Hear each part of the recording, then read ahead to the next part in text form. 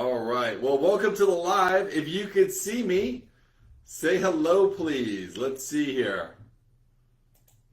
All right. Good. We are doing showtime. Welcome to the live. All right. My screen is getting going here. Okay. Good. Let me fix my camera. Good. That's a little bit better. All right. Excellent. All right. What we're going to do is I'm going to give a few minutes before everybody can come in. All right, good. Welcome to the webinar. Good. Hi, everybody. Welcome to the webinar. We're going to give a few minutes. Hi, Linda. All right, let's see here. We have more people joining us. Hi, Wendy. Hi, Barry. All right, Tammy. Good. I'm going to give it a few more minutes before everybody comes in. My camera's going in and out. Hopefully you guys can see me. Hi, Margaret. Hi, Susan. Hi, Patricia. Welcome to the live. So you're just saying webinar. We'll call it a webinar. We're gonna go over a lot of questions in here. All right, good. Hi, Dennis. Oh, we got quite a bit coming. All right, good. So this is what I like to do. All right. More and more people are joining. Let me just wait. How's everybody doing today? Is everybody having a good day? I'm having a really, really good day. We had 3 patients today no longer needing diabetic medication. So whenever that happens, my day is really good. So we're going to get into that. Hi, Leanne. All right. Good. All right, Helen. Hey, Peggy. All right, good. All right, so I'm hoping, when I do webinars, there's like 300-400 people on them sometimes. So I'm hoping this is a smaller group, just because there's a lot I want to cover and so forth. All right, awesome. Okay, good. So this is what I like to do. First off, I like to introduce myself. I'm Dr. Jonathan Spages, and some of you have found out about me throughout the years. I've been on many radio and TV programs about reversing type 2 diabetes. And I do something called functional medicine, and I've been doing this for a very, very long time. I used to practice in New Jersey for about 20 years, and now I'm in Florida for a couple of years. And the goal and the purpose behind what I do is I don't treat diabetes. I've never treated anybody who's a diabetic. I really look for the root imbalances, what causes people to become a diabetic, which includes multitudes of things. So anyway, we're going to talk about really what it takes to actually reverse type 2 diabetes. For those of you who follow me or are in our special diabetes group, the Advanced Diabetes Solutions group, you guys are kind of getting the feel of that. Some of you are patients, some of you have followed me for years or read my books or whatever. So anyway, so the purpose of this live is actually to kind of answer questions, right? So I have a lot of information out there on my website. But I know that in our private group, I'm getting a lot of questions, sometimes questions that even my patients are like, oh, we know about that. So what I like to do is in that chat area, okay, I like you guys to go and put some comments in, and I like it to be questions, so specific questions you'd like me to answer. And for the next, 15, 20 minutes or so, I'll be answering some questions, all right? So I already have a few from the Facebook group, but I'd like for everybody to go in here and start entering them in, and then I will start addressing them, all right? So as I see the questions, I'm going to start answering them.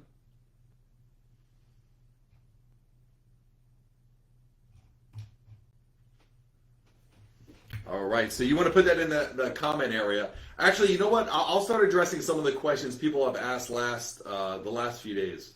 So someone's asking about keto, right? And what are my thoughts about keto? And this particular person was having a hard time on whether or not, should they do keto, should they not do keto, and so forth. So I want to talk about my experience related to keto. I gotta watch it here. So anyway, one of my closest friends actually is probably considered like the keto guru. If you follow keto, you know who this person is. Oh, thanks, Tammy. All right, good. Oh, good. Oh my God, the questions are flying in now. So anyway, let me finish my keto point. So the person I'm thinking of is a good friend of mine. You know who this person is if you follow keto. He is by far probably one of the leading doctors on this particular subject.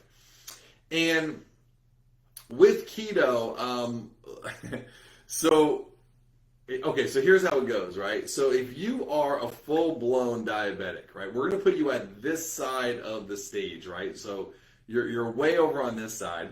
We're on the other side of it is, let's say you don't have a disease and you're on the other side, right? So your body is not going through a chronic degenerative disease. So if you're eating McDonald's every day and you're eating really bad food and things of that nature, so if you went and you did keto, it would actually be an improvement, right? Maybe if you're drinking alcohol every day and then you're not drinking alcohol, then that's obviously an improvement. Or if you're eating fast food every day and now you're no longer eating fast food, well, obviously that's an improvement. So that's where it's good, and that's where I've seen people who have done keto do well. On the other side of it, as you start digressing and you get worse and worse and worse, and your organs and your body starts going further and further out of balance, liver, adrenal glands, brain chemistry, things of that nature, now you really need doctoring. Now it's when you really need to run labs to look thoroughly at what is exactly going on. And I commonly find a lot of people who do keto, and they do it right? They're actually checking their ketone levels and things of that nature, have completely destroyed their liver function. So their liver really gets beaten up when I see them do that. And there have been patients throughout the years, quite a few, where I can't even really start working on getting their body functioning better until I start getting the things they broke with keto better first, right? Like, I almost have to repair that crazy diet to then start actually like getting up the field, so to say, and trying to get a touchdown. So that is my answer to keto. And I want to give you another viewpoint, because I'm sure I'm going to get diet questions here. Hi, I think there's more people joining us. Hi, Marie. So when you look at diet, okay, because I know the way you've been brainwashed. Every diabetic out there has been brainwashed. Diet, keto, low carb, count your calories. The list goes on. Oh my gosh. So you have to realize, as a diabetic, right, and I assume everybody here is outside my roommate. My roommate's actually on here from college. Boy, that shows how old I am, right? So anyway, besides my roommate on here, the way we're brainwashed is diet. When you're a type 2 diabetic, what you would basically have is a broken engine. Your metabolism is actually broken. Okay? So you got to think of it as a car, right? If your car engine is actually broken, it doesn't really matter what fuel you'll put in the car. You could put the lowest quality fuel or the best quality fuel. You still have a broken engine. Now, yeah, it probably makes sense putting better fuel into the car, but if the engine's broken, it doesn't really matter. So I don't really like to spend a lot of time talking about the fuel, which is your diet, right? Now, yeah, there are good things and bad things to do there, and I'm not suggesting there isn't. But when we only focus on the diet and the fuel and not the actual engine, you don't really get anywhere, and that's where most people wind up failing. And whether that's low carb and things of that nature. So that's kind of an important thing to identify. All right, let me start jumping in on questions. If you have questions, we have a few more minutes before I end off here.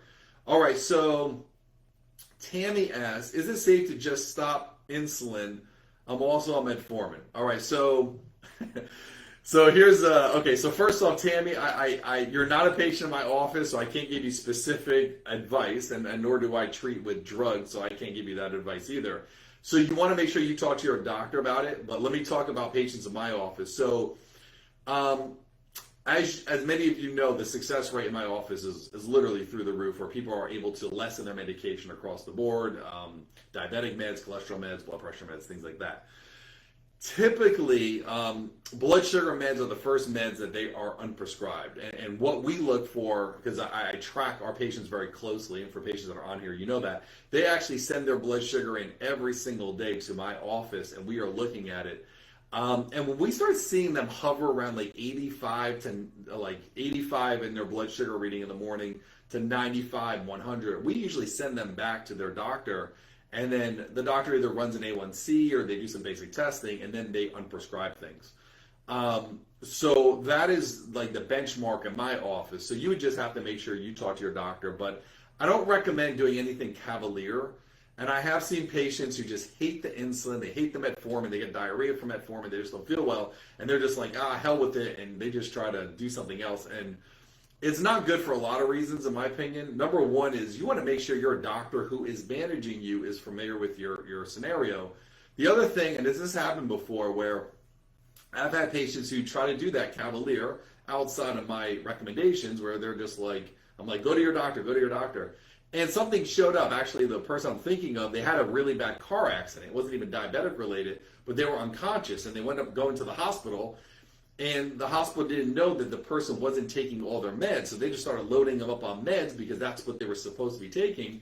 And this person like almost died. They almost died because the hospital is using what medical records they had in the past, and this patient had done many things differently. And their doctor was out of the loop. So it's not good to do that. You want to make sure everybody works in the same team. Everybody is doing really well, obviously. All right, good. That's Tammy's question. So I'll like that one. All right, let's go to the next one we got here. Susan. Susan, I just lost you. All right, there we go. So when is someone considered non-diabetic anymore? So the markers. All right, so this is that gray area again. Thanks for asking the great question. I appreciate that. So, all right, so normal healthy blood sugar levels for A1C is under 5.7. Okay, so technically that's where you're healthy. From 5.7 to 6.4, you are considered not healthy, but not really sick yet, right? Because you're a pre-diabetic. And then after your A1C goes over 6.5, you are then a full-blown diabetic with a chronic degenerative disease that has all of the ramifications behind it. So technically, when you are not diabetic, it would be where you're not taking any medications and your A1C is under 6.4. But I don't like that. You should be under 5.7. It's kind of like, I have 3 kids, and if my kids come home and they're like, "Hey, Dad, I got a C today in my grade in my class," I'm like, "Well, that's a C. We're going for an A." So I don't like being that C student. I want to see, obviously an A student. So anyway, that is when someone is no longer considered diabetic. Margaret asked, does a lack of sleep affect blood sugar?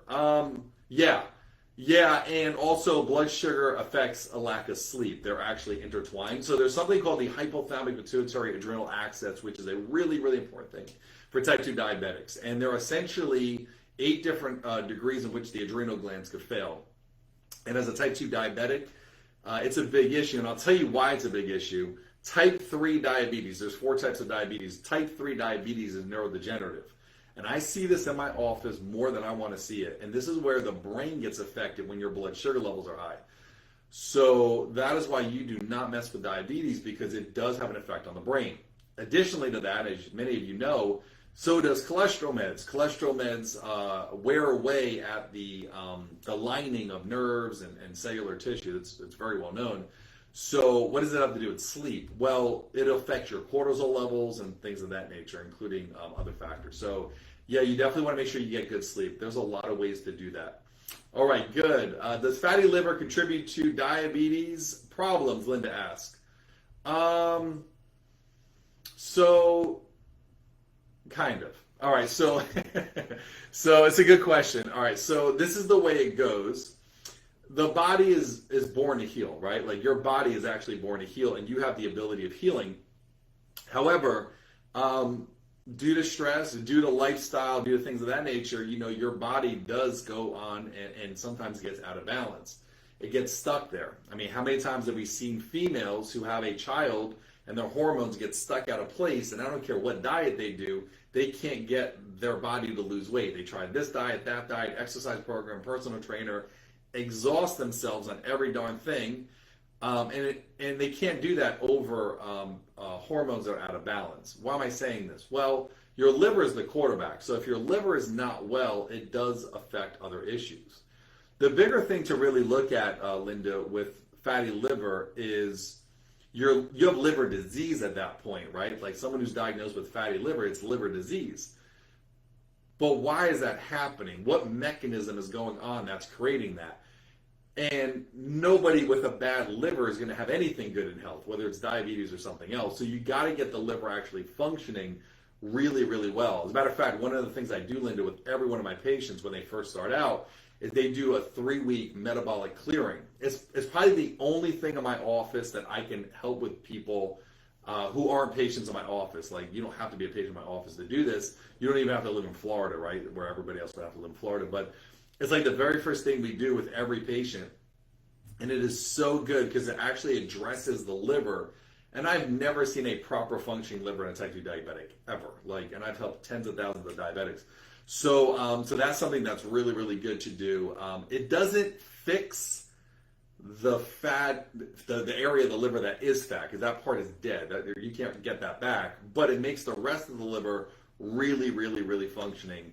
And I'm sure there are a lot of patients on this particular live, and they will tell you how much they've done, how much better they've done with the that cleanse. Wendy asked, does metal implants affect the body in any way? I don't know what metal implant you're referring to, but yeah, like mercury, things like that, that definitely has an effect on your blood sugar as well as your overall health. All right, good. Patricia asked another question of, I can't sleep with a low blood sugar. Normal? Question mark. Patricia, could you reword that? I don't want to interpret that wrong. What does that mean? Say that again. I don't fully understand what that means. So if you could reword that, that would be great, and then I'll be able to answer that better. All right, good. Okay, excellent. And then let me do this. I want to just go and I want to look to see if there's any other questions that someone is asking. All right, good. You guys should still be able to see me here. All right, good. All right, excellent. Okay, good. Really good. So what I'm going to be doing here is I'm going to be ending off really soon, unless there's other questions. But I want to thank everybody for coming to the live. And for those of you who are part of our Advanced Diabetes Solutions group, keep posting in there. The energy in that group is literally awesome. I love seeing all the comments, and I love seeing people help each other. And it's really good. And our mission in that group, just so you know, is we want to defy the odds. We want to go and actually get the person well enough, get yourself well enough where your blood sugar levels are normal. You don't need all the medication. You can live a quality of life and so forth. So if you're a part of that group, great. If you're not, then I really encourage you to get in that group. And it's just a really fun, very high energy group that is all out to help each other. So I want to thank everybody for coming to the live, and I'm going to be doing these probably on a pretty consistent basis. So if you're in the group, keep on posting questions so I can get to those, all right? Everybody have a great rest of your day, and thank you for coming to the live. All right, take care.